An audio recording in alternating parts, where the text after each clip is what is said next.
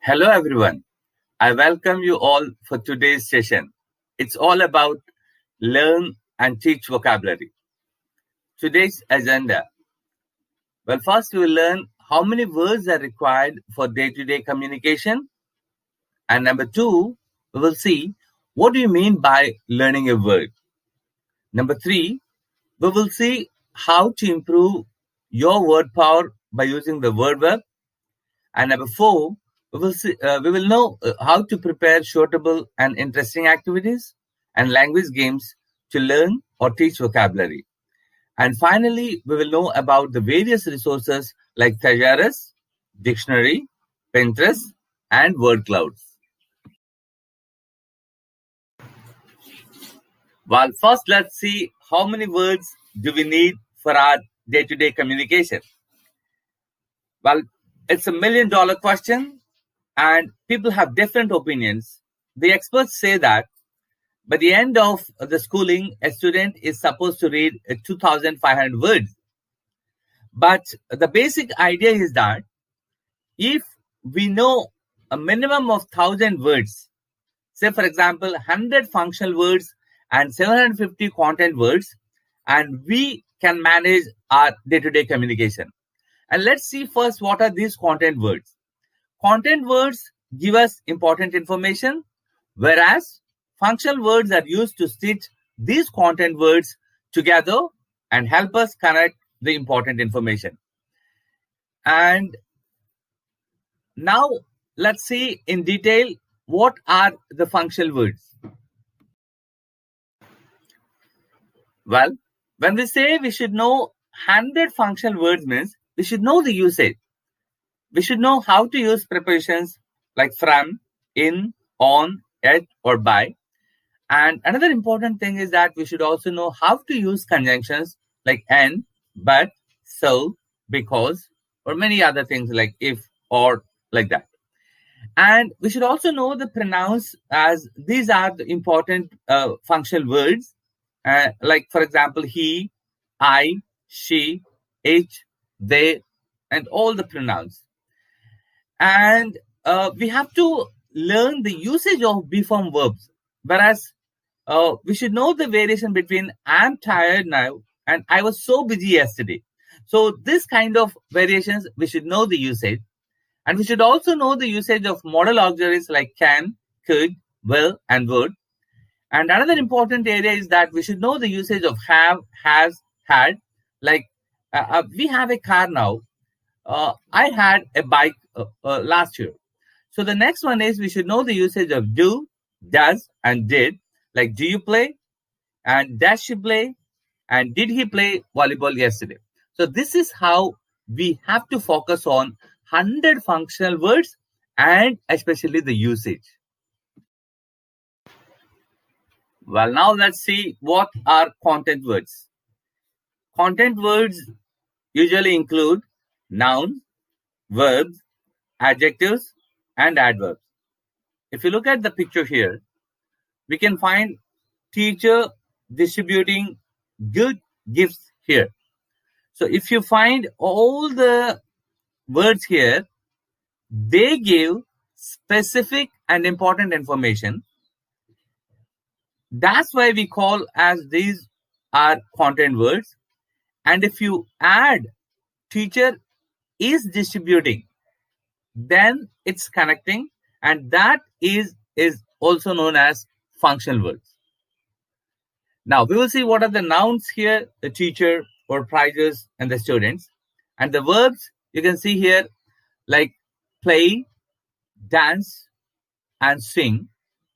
And in the adjectives part, you can see happy, big, small, and sad.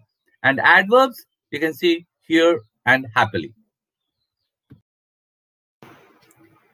Now let's see what should we learn to learn a new word. Number one, we should learn its spelling like Learn. And then we should know its pronunciation like learn. And then we should know the meaning like study. And we should also know the production of different words like learner, learnability, learnt, And finally, we should know the usage of the word like I want to learn English now. Well, now let's see what should we do when we find a new word. First of all, we should think what it means, and then we have to refer to the dictionary, like what the dictionary says. And finally, we should know how the word is used in this particular situation. Let's take, for example, the sentence, the coffee is so hot. That means here having a high temperature. And if you say the bhaji is so hot, that means it is very spicy, right? And if you say that you are looking so hot in this dress, I think you can understand the meaning here. Here is a word verb. Well, this technique is really helping to our students and all the learners. What all we have to do is, first of all, we have to give the rhyming words to that particular word. For example, let's take for the word bright, then the different words like night, white, height, right, we can continue. So that they will understand its pronunciation later on. That will be like bright. Then we will see the synonyms like clever and shining. Later antonyms like dull and dim. And then other forms like brightness and brighter. Later we will know its meaning like intelligent and shining. And finally, we should give own sentence. For example, Neerja is a bright student. So this is how we can help our students to learn a new word. After word web, we can use the concept maps so that they can use the words in any situation. For that, what we have to do is we have to provide the situations like a hostel life or a school life or talking about a party or talking about any entertainment programs. Here is an example, the words that are related to hostel life.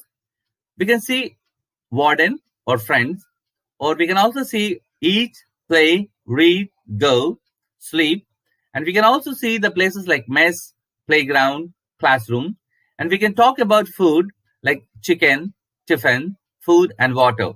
So now, after giving all these words, then they should be in a position to talk about their hostel life. Like they can say, I love hostel life. And we don't have enough time to sleep. This is how we can use this concept map. Well, here are some of the online and offline resources for you. We can use dictionary and Thesaurus. And we can also use Pinterest. You can find a lot of word charts there. And then you can use word cloud using Wordle. So these will help us a lot to learn or teach vocabulary. Well, here is a small task for you. What all you have to do is listen to the story and put the words into categories. It was a hot summer day and all the lakes and the ponds had been dried up. There were two frogs and these two frogs were searching for water. So they looked here and there, but they didn't find any water. Finally, they found a deep well and they found a lot of water. The big frog said, come on dear, let's jump in. There's a lot of water and let's live happily. But the small frog said, oh dear, no, I won't come. If the water dries up, we can't come out. This is the story. Now put the words into different categories.